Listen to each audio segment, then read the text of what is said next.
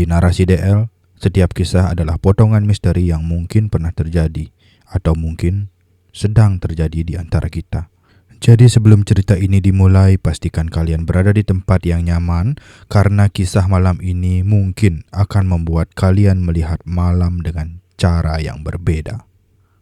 Suatu sore sepulang dari pasar, aku berjalan bersama ibu melewati rumah kepala desa yang terlihat sangat ramai. Banyak warga berkumpul di depan rumah itu dengan wajah serius, seolah sedang membicarakan sesuatu yang penting. Aku pun bertanya pada ibu kenapa ada keramaian di sana. Ibu menjawab bahwa ada seorang warga yang hilang sejak beberapa hari lalu. Mendengar itu aku merasa penasaran, tetapi ibu mengajakku langsung pulang tanpa ikut mencari tahu lebih jauh. Sesampainya di rumah, ternyata bapak sudah lebih dulu tiba dari perjalanan menjual hasil kebun keluar daerah. Wajahnya terlihat lelah setelah perjalanan jauh. Aku menawarinya minum, dan bapak meminta dibuatkan kopi hitam. Sebelum aku masuk ke dapur, bapak memberiku sebuah kantong plastik hitam yang katanya berisi oleh-oleh untukku. Aku menyimpannya dulu dan pergi membuatkan kopi untuk bapak. Dari dapur aku mendengar bapak berbincang dengan ibu mengenai kabar orang yang hilang itu. Bapak mengatakan bahwa orang yang hilang tersebut adalah temannya, namun ia sendiri juga tidak tahu kemana perginya. Terakhir kali mereka bertemu sekitar 3 hari yang lalu, setelah itu tidak ada kabar sama sekali. Pembicaraan itu membuat suasana rumah terasa sedikit tegang. Malam harinya aku harus mengantarkan jahitan milik ibu ke rumah salah satu pelanggannya yang tinggal cukup jauh di ujung perkampungan. Biasanya jalan menuju ke sana masih ramai pada waktu maghrib. Namun malam itu terasa sangat berbeda. Padahal azan maghrib baru saja selesai, tetapi jalanan sudah sangat sepi. Hanya suara angin yang bertiup cukup kencang yang terdengar di sepanjang jalan. Hembusan angin dingin itu membuat tengkuku merinding dan suasana terasa semakin tidak nyaman. Setelah berjalan cukup jauh, akhirnya aku sampai di rumah pelanggan ibu. Lampu rumah itu menyala, tetapi halaman terasa sunyi. Aku mengetuk pintu beberapa kali, namun tidak ada jawaban. Padahal dari jendela terlihat ada bayangan orang bergerak di dalam rumah. Aku pun mengetuk lebih keras sambil memanggil pemilik rumah. Beberapa saat kemudian pintu akhirnya dibuka oleh seorang wanita paruh baya dengan wajah yang terlihat pucat. Wanita itu tampak terkejut melihatku datang malam-malam. Aku menjelaskan bahwa aku hanya ingin mengantarkan jahitan ibu karena besok aku harus membantu bapak. Ia menerima bungkusan itu. Namun sebelum aku pergi, ia memperingatkanku agar tidak keluar rumah pada malam hari untuk sementara waktu. Ia lalu menceritakan bahwa tadi di rumah kepala desa ada warga yang mengaku melihat keranda terbang di sekitar kampung. Mendengar cerita itu aku sempat tidak percaya, tetapi tiba-tiba aku teringat kenapa sejak tadi jalanan terasa sangat sepi. Setelah berpamitan aku segera berjalan pulang dengan langkah yang lebih cepat. Angin malam terasa semakin dingin dan suasana jalan semakin menyeramkan.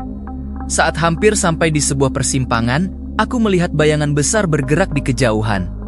Bayangan itu sangat tinggi dan tidak mungkin berasal dari manusia biasa. Dengan rasa penasaran bercampur takut, aku mencoba mendekat sedikit untuk melihatnya lebih jelas. Namun apa yang kulihat justru membuat tubuhku langsung lemas. Di tengah jalan berdiri sosok makhluk besar dengan rambut panjang kusut yang menjuntai. Wajahnya tampak seperti nenek tua dengan kulit keriput dan penuh borok. Payudaranya menjuntai panjang hingga hampir menyentuh perutnya. Seketika aku sadar bahwa makhluk itu adalah sosok yang sering diceritakan orang-orang tua, Wewe Gombel. Makhluk itu perlahan menoleh ke arahku, seolah menyadari keberadaanku.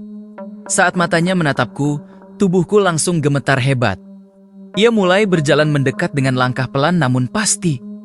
Tanpa berpikir panjang aku segera berbalik dan berlari sekuat tenaga menuju rumah warga terdekat.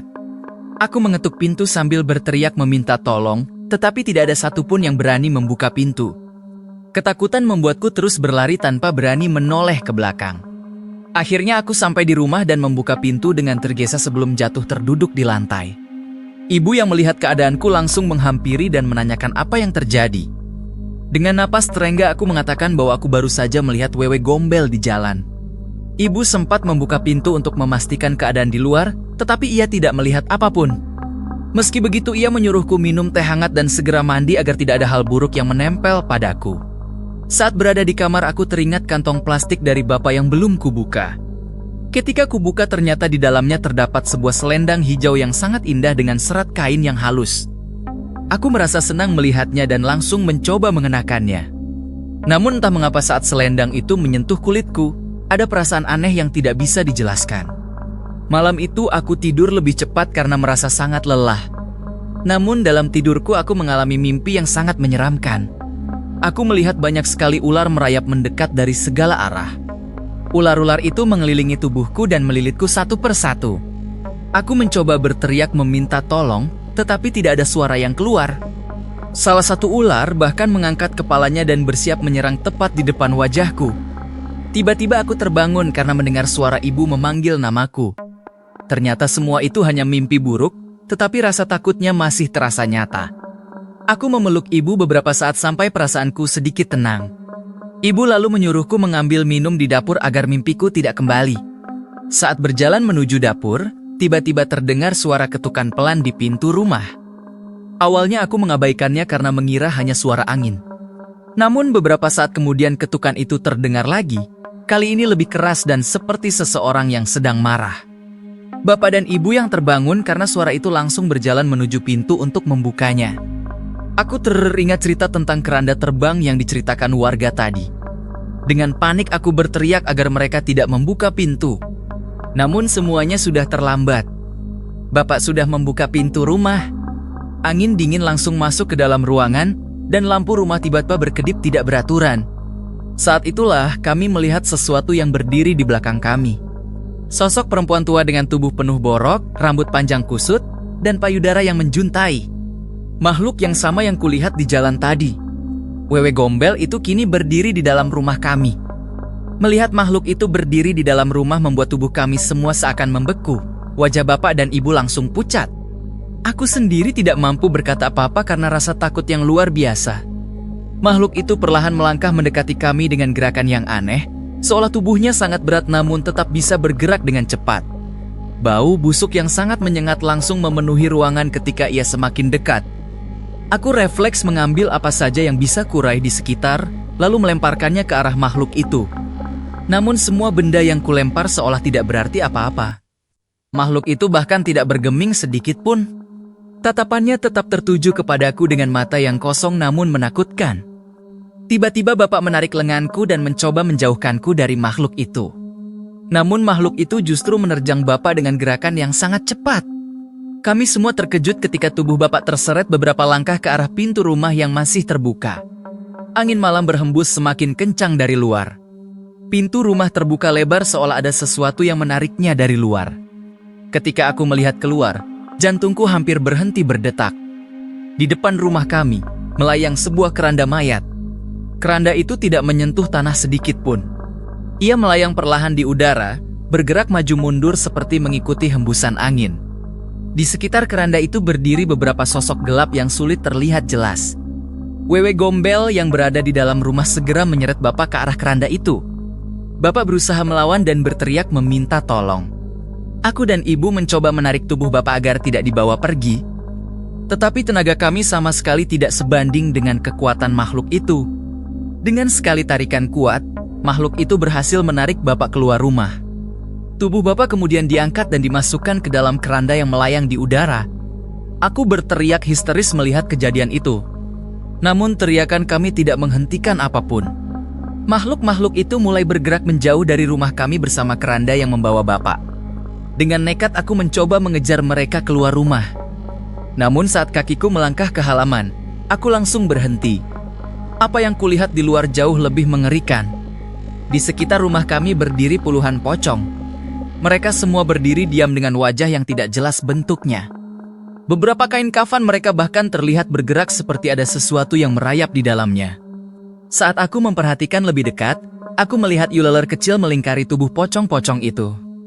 Pemandangan itu sama persis seperti yang kulihat dalam mimpi burukku. Rasa takut membuat kakiku tidak bisa bergerak lagi. Aku segera mundur dan menutup pintu rumah dengan cepat bersama ibu. Kami hanya bisa menangis sambil memikirkan apa yang akan terjadi pada bapak. Malam itu menjadi malam yang sangat panjang bagi kami. Keesokan paginya aku dan ibu pergi menemui kepala desa untuk menceritakan semua yang terjadi. Ternyata kami bukan satunya keluarga yang mengalami kejadian aneh. Warga lain juga mengaku kehilangan anggota keluarganya secara misterius dalam beberapa hari terakhir. karena keadaan semakin meresahkan. Kepala desa akhirnya memutuskan untuk memanggil seorang orang pintar yang dikenal mampu menghadapi gangguan makhluk halus. Sore harinya kepala desa datang ke rumah kami bersama seorang kakek tua yang membawa berbagai perlengkapan seperti kemenyan dan sesajen. Kakek itu mulai berkeliling di sekitar rumah sambil mengamati keadaan sekeliling dengan sangat serius. Saat ia masuk ke dalam rumah, tiba-tiba pandangannya tertuju pada selendang hijau yang semalam kubuka dari kantong plastik pemberian Bapak. Kakek itu langsung bertanya dengan nada curiga dari mana kami mendapatkan selendang itu. Aku menjelaskan bahwa selendang itu dibawa oleh Bapak sebagai oleh-oleh dari temannya ketika ia pulang dari luar daerah. Kakek itu memegang selendang tersebut beberapa saat dengan wajah yang semakin serius. Ia mengatakan bahwa ada sesuatu yang sangat tidak wajar pada benda itu. Menurutnya, selendang itu kemungkinan besar berkaitan dengan makhluk yang menyerang rumah kami. Kakek itu kemudian meminta kepala desa untuk mengumpulkan para pemuda agar mereka bisa berjaga bersama malam ini.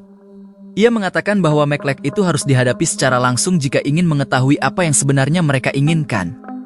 Menjelang tengah malam, beberapa warga sudah berkumpul di halaman rumah kami. Mereka duduk mengelilingi kakek tua itu yang sedang bersemadi di depan sesajen dan kemenyan yang menyala.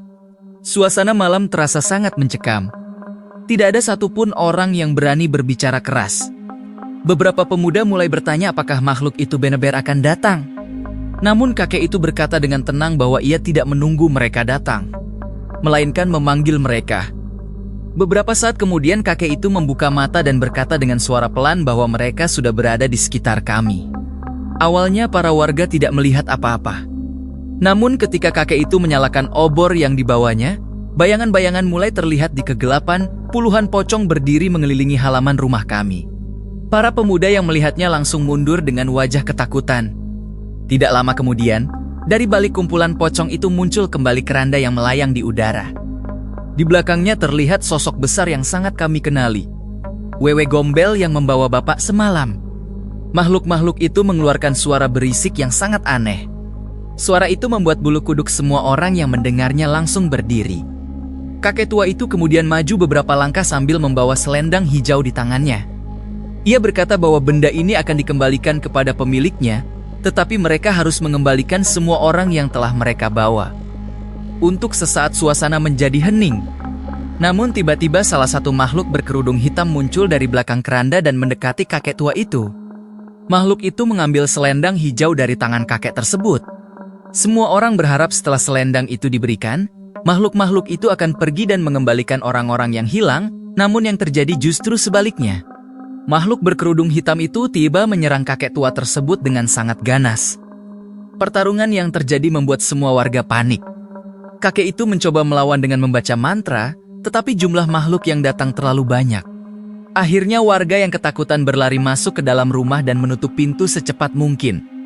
Dari dalam rumah kami hanya bisa mendengar suara keributan di luar yang perlahan menjauh ke kegelapan malam. Sejak kejadian itu keadaan kampung menjadi sangat mencekam. Setiap malam setelah azan maghrib tidak ada lagi warga yang berani keluar rumah. Semua orang menutup pintu ropopet dan tidak akan membuka pintu jika ada ketukan di tengah malam. Beberapa waktu kemudian seorang ustadz muda kebetulan datang berkunjung ke tempat seorang warga. Setelah mendengar cerita yang terjadi, ia merasa kampung kami sedang mengalami gangguan yang sangat berat. Ustadz itu kemudian mengajak warga untuk mengadakan pengajian setiap malam Jumat. Awalnya banyak warga yang takut untuk keluar rumah, tetapi perlahan mereka mulai berani datang. Anehnya, sejak pengajian itu dilakukan, gangguan-gangguan aneh mulai berkurang. Beberapa hari kemudian Bapak akhirnya ditemukan di pinggir hutan dengan kondisi linglung dan tidak mengingat apapun yang terjadi padanya. Meski begitu masih ada beberapa orang yang hilang dan tidak pernah ditemukan kembali. Namun sejak warga mulai rutin mengadakan pengajian, suasana kampung perlahan kembali normal. Sebelum pergi, Ustadz itu memberikan pesan kepada kami semua agar tidak pernah mencoba bernegosiasi dengan makhluk jahat. Ia mengatakan bahwa manusia adalah makhluk yang dimuliakan dan tidak seharusnya merendahkan diri di hadapan makhluk seperti itu. Pesan itu menjadi pelajaran besar bagi seluruh warga.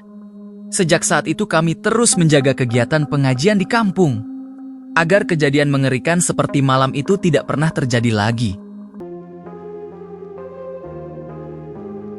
Itulah kisah yang terjadi di kala itu, sebuah kejadian yang mungkin tidak akan pernah bisa dijelaskan sepenuhnya.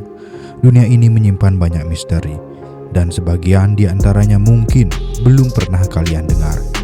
Jadi jika kalian ingin terus mendengarkan cerita seperti ini, tetaplah bersama Narasi DM, karena setiap cerita selalu menyisakan sesuatu yang belum terungkap.